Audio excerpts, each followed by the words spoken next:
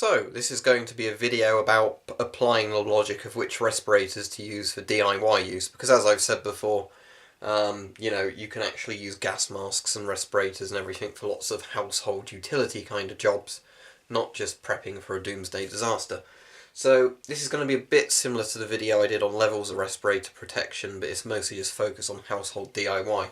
So we're going to look at some of the options and the ones I recommend and don't recommend. Now, let's start off with the thing I don't recommend, a dust mask.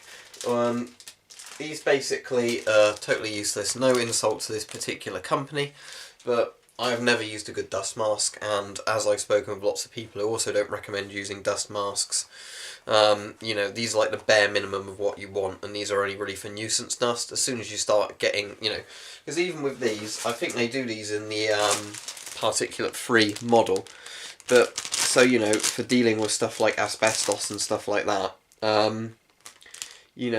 molten metal handling, low-level asbestos, all the stuff like this, do you really want to do that sort of stuff with one of these masks on? It's kind of ludicrous to me. Anyway, how these are meant to work, and I'll demonstrate it, is you have to get both straps over your head first.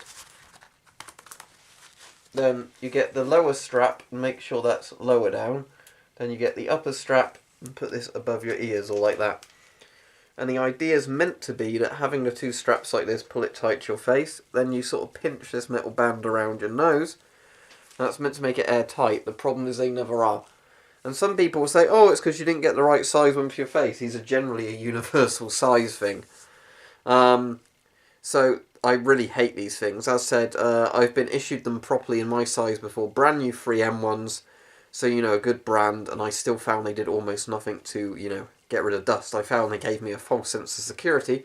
Because I was like, great, I have a dust mask. I can work in a dusty environment for longer. And then it affected me worse. The problem being this kind of material doesn't pull itself to your face. It's not like an elasticated rubber that you use in proper respirators. So, let's take this thing off. So, as I've said before, I'd really not recommend these. Sure, if you're only using it for very basic nuisance work, maybe, but no, I would personally never bother. So we've got the one out of the way with that you shouldn't use. Okay, so what am I actually going to recommend then? That's going to be the more important bit of the video. Our face masks. Now, 3M do very good ones of these. This is a Chinese copy of a 3M one, which isn't something I particularly recommend, but I've got proper 3M filters on it. Now, I have done this for some nuisance dust activities, and I found it's worked. So, the advantage of these is they are made out of proper rubber. And they've got better, higher quality elasticated straps. So you do a strap up at the back of your neck, then you sort of stretch this over your nose like this, pull it over your head, and then you've got your airtight mask that's actually, made from a proper material. Now, the good thing of this, obviously, is it stretches over your face, so unlike the previous mask, it makes a really good rubber seal. Now, there's a problem with masks like this, in this they offer no eye protection, as you'd expect. That's kind of good because it means you can generally wear glasses with them, but, just to remind you that you're probably going to want safety specs on. So I normally tuck the specs under the straps like that. They still become airtight. But just still be aware that you're not necessarily going to be able to wear these with every kind of safety goggle properly. For example, it keeps riding off my ear because of the design. So if you are sanding or something like that, or filing metal and sparks are flying up, you want safety glasses on. You're on a respirator, but they're not necessarily going to work well together. So, as said, it's not a massive design flaw of this particular 3M mask. That is a design flaw I found with lots of these sort of things. Now, if you wanted to get one and didn't want to bother researching your filters properly, or just bothering with the filter thing, what you can do is buy like the 3M disposable type ones. I actually think these are very good masks, especially because they do tend to last longer than they're advertised to last, especially if you're not using it for vapour, just for particle filter stuff. Again, a very similar design. Do it up at the back of your neck, put it on, put that over, and you've got your half face mask. It's pressurised, so that means that you can then put your safety goggles on again. They go on a bit better with this one, to be honest. And you've got your eye protection there. And obviously the 3M half face mask. So this is pretty good, to be honest. Just let you have a side view of it. Now, this particular model, because it's the most basic one, it gives you protection from organic vapour and particles. However, it's only a particle 2 level one. If you're going to get one of these, just always go with particle free, because P3 filters, if you're going for a particle filter, just do it, because, you know, it then protects you from everything a particle filter can protect you from, not like not like half the stuff or 3/4 of the stuff. Particle 1 I would never bother with, because it doesn't block much at all. So there you go. That's what you do if you want a half face mask. However, because I like talking about gas masks, we're going to bring gas masks into it. What if you didn't want to bother with your safety glasses and anything else, and you just wanted an all-in-complete package that would work fine? Well, you're in luck, aren't you? Because it turns out one of the good uses for a surplus gas mask is anything in your house or whatever, or pretty much any industrial capability, you could think of and want a full face mask. So, as well as the military ones, obviously because we're covering surplus, you can buy 3M full face masks. If you're buying a proper 3M one and not a Chinese knockoff of a 3M mask, or another reputable company one, you're going to probably run close to £100 plus for a new full face mask. Then they're going to take 3M style filters. Now, if you're going for a military surplus type one, you could, be spending as little as £10 plus.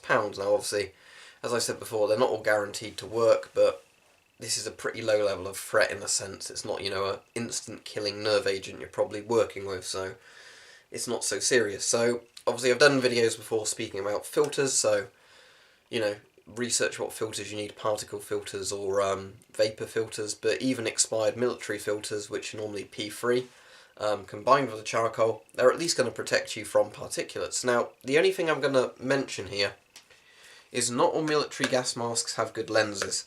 Some are like thin bits of glass, some are very early plastics that are prone to breaking. Modern masks tend to have polycarbonate lenses, which are very strong. So compared to your safety goggles, not all masks will have as good lenses in them as safety goggles. If it's only for something like sanding, where there's no risk of it breaking the lenses on the mask, no worry there. But I thought I would point that out, that if you're doing something where there's like metal filings flying up at high speed, you need things that particularly to stop your eye getting severely damaged.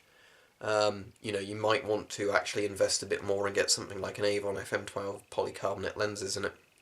But anyway, what are the advantages of this then, you say? Well, there's some advantages and disadvantages. Stretch it on and then tighten it.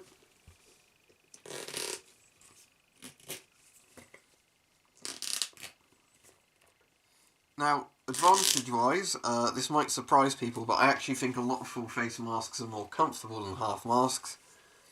Just primarily for the reason that, they make an all-good round face seal, so you're not getting a clamped-on seal around your lower face. Disadvantages, though, obviously, you can't really wear these with glasses if you do wear glasses. There's a couple of exceptions to that, but I won't bother going into that in this video. Obviously, they weigh a lot more. Particularly on some masks, you'll feel a lot more weight on the back of your neck sort of area. So that could be an issue where, it feels too heavy on the back of your neck. That's like one of the things I can think of. And sweating, that's another thing, as I've mentioned before in videos. If you're prone to sweating a lot, or you're working outside on a hot day, or you're doing very physical work, these might get a bit too sweaty and horrible for your liking. Also, it might seem a bit overkill, and if you get a mask without a voice diaphragm in and you need to communicate with people, they might not be able to understand you very well. So that's another one of the issues. But all in all, as I've said to quite a few of you on here, if I'm doing some sort of work that could be physically dangerous that involves particles or gas or whatever, I would rather just go for the overkill option, even if it's slightly less comfortable, practical in a sense. Because obviously, yeah, if you're somebody who works on a building site or something, that's probably not the most practical thing. But if you're doing DIY in your house, it's involving things that are potentially harmful. And in some ways, if the cheapest option is the one that gives you the most protection, that's what I'd rather do. So as I said, there's lots of different respirators available, as you'll obviously know if you watch my videos, because I've got 80 something for the people who keep asking. Some of those are duplicates, not all. For a surplus mask that's definitely going to work against sanding and grinding metal and, anything like that, spraying low-level pesticides in your garden or whatever, a military mask is probably the best thing, just simply because for the low price you can get something that's, built for much, much higher standards. than a lot of civilian masks are. Not to say they're particularly bad, but then when you get into the really difficult situations, having something like this, you know, although it might be overkill, is a lot more practical, I find, in some ways than the much more flimsy civilian masks. So as I said, there are disadvantages to these, primarily being weight, sort of how much of your face it takes up, you know, pressure to the back of your head and your neck and everything. But, you know, you can probably find, because of how many masks are on the surplus market, something that you really like for a practical price. You know, fit a modern filter to it if you can, so probably avoid GOST masks unless you can get FP5 filters. But, you know, pretty much anything NATO that still makes an airtight seal is really good for pretty much any kind of practical work around the house, because it's certainly going to stop you inhaling dust. And as I said, you can actually, if you really want to just buy new filters, especially if it's only particulate ones, you can, for about £5, normally pushing it to £10, buy a brand new P3 40mm RD40 filter, you know, that just screws on here. So you've got peace of mind that it's working well. Most military filters are charcoal or impregnated activated carbon with a P3 filter at the front, so you know they work just as well for that. Obviously know which filters are safe and not safe to use and everything else, but in general, I just say, you know, for practicality reasons, a full face military respirator does work quite well if you need to do any sort of DIY stuff, you know, surprisingly well.